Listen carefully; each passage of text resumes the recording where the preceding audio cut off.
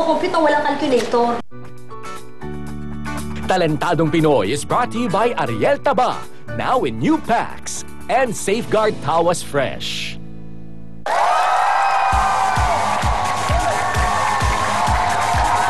Nagbabalik ang talent show na inaabangan ng buong bayan, ang Talentadong Pinoy. Ayon sa ating mga susunod na talentado, hindi naman daw talaga nakakatakot ang ipapakita nilang talento sa atin ngayong gabi. Teka, ano nga ba ipapamahagi nila sa atin? Teka, alamin natin.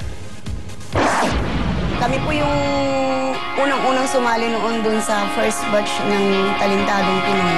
Yung pagkakapanalo din namin nun sa Talentado, marami ring changes kasi mas dumami pa yung kliyente, mas tumaas pa yung budget namin sa pag-show namin. Nung tinawagan po kami, yung parang natuwa kami, tsaka sabi ko, akalain mo first batch tayo. Ito second batch to, dapat ang sasali nila sa wildcard.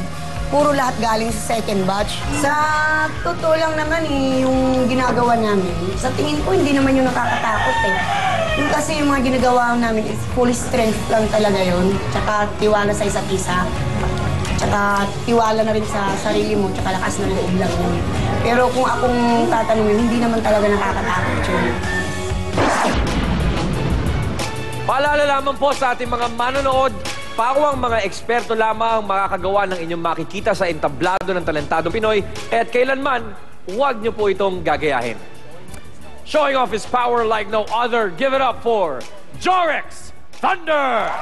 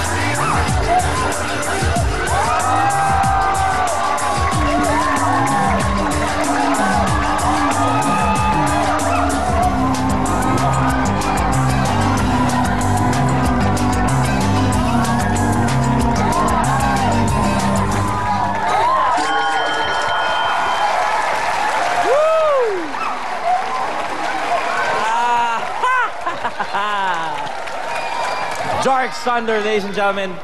Kids, please, do na. Tuesday, tapos na. Tuesday, tapos na.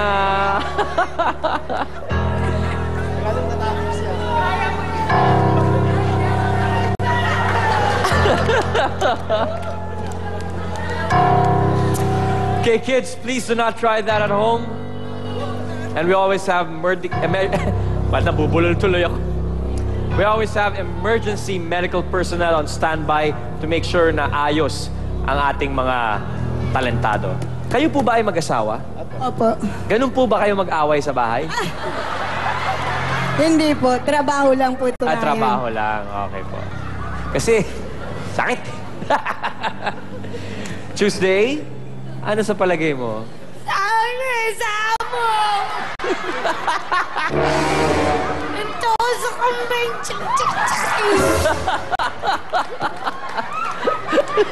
Ano ba? Magko-comment? Yes, Sandali. Yun nga yung gusto ko itanong. Ganyan po ba kayo pag nagkakagalit kayo, ma'am? Hindi po. Hindi naman. Trabaho lang po namin po ito. Mukha namang masaya kayong mag-asawa At ito yung pinagkakakitaan lang, hindi ito yung labasan ng sama ng damdamin. Buti naman. Kasi ang daming nangyari, no? Nagpako, lumulok na espada, nagtusukan. Hindi ko na alam kung anong pwede niyo pang gawin para ma-impress kami. Kasi sobrang impressed talaga ako. Bukod sa natakot ako, naloka rin ako at the same time. Hindi ko alam kung ano sasabihin ko, ate, kuya.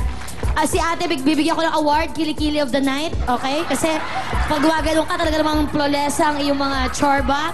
At si Daddy, Leeg of the Night. Ikaw na may pinakamatibay na leeg. Ikaw na sa lahat. Basta ang galing, nakakatuwa. Wag nyo na lang ulitin kasi natatakot na ako eh. Okay, congratulations. Go.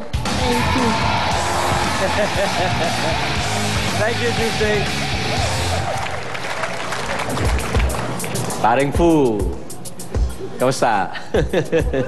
Nakakaloka kayo. Ilan ang anak ninyo?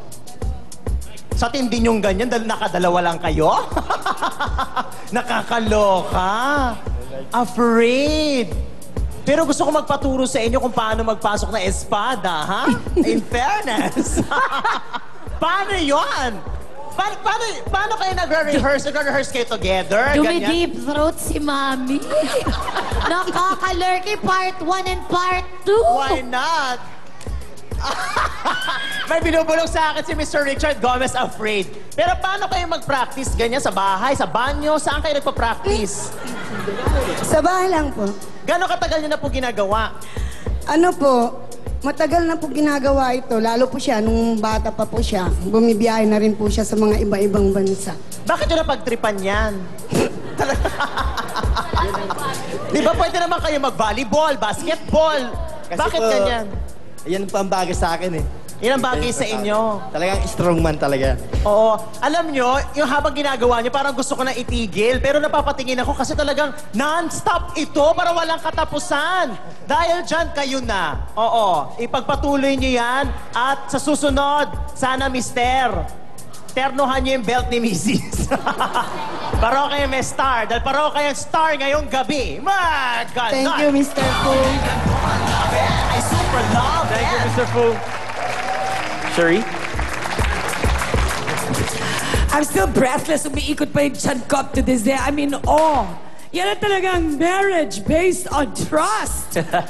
I swear, it's like the next time siguro we think about getting married, that's a good way to test. Imagine kung mag-away kayo. Nunukin mo nga to kung mahal mo ako. Correct! At saka, ngayon lang ako nakatagal na makapanood ng extreme act. Ngayon lang talaga, dahil bumilib ako sa'yo, ate. First time ko nakita babae, isang matona. Ewan ko, hindi ko kaya yon. Thank you, Michelle. Thank you, Sherry. Richard? Alam nyo, ang tagal ko na hindi nakakapanood ng ganito. Yung live, kasi sa TV napapanood natin eh. What they're doing is extremely dangerous. Totoo yan. Napapalabas sa mga news, sa mga Discovery Channel.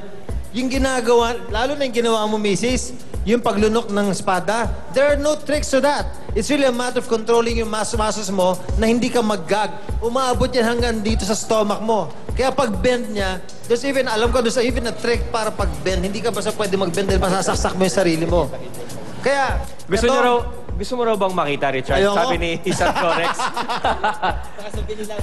Okay, Sir Jorex, baka daw sabihin nyo kasi umuurong eh. oo, totoo yan. Matigas yan, tignan mo. Yan, no? Tignan mo, hanggang sa umaabot yan. Ayan. Hanggang dyan yan. Look at that. That's true. Ang taray! Nakakalurky.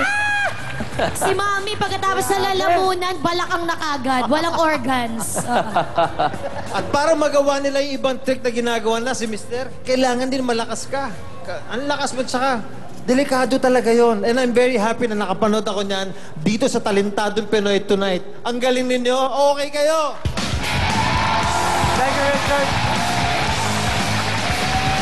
Jorex Thunder, maraming salamat sa inyong performance. Pwede na kayo mag-relax backstage. Ito na po ang inyong sibat. Woo! Wow. Kids, please do not try that at home. Ito na. Ayon sa ating huling talentado, hindi pa siya ganun ka-satisfied sa takbo ng buhay niya ngayon. Bakit kaya? Alamin natin kung ano ang laman ng kanyang puso. Ako po si Sergeant Abaw. Nagbabalik sa wildcard. Papalabas ko yung talento ko bilang talentadong Pinoy. Kahit nasa serbisyo ako, pero gusto ko pa rin maghanap ng paraan para magiging sikat, hindi lang sa pagkasundalo. Gusto kong makamit pa yung mitiin na pinapangarap ko sa buhay, lalo na yung makakatulong ako sa mga kapwa-tao, lalo na sa pamilya ko, sa mga kamag-anak ko. Gamit yung talento ko, baka sakali ito ang paraan na sumikat ako. With hopes to march towards victory, here's Sergeant Richard Abaw, or simply Sergeant Abaw.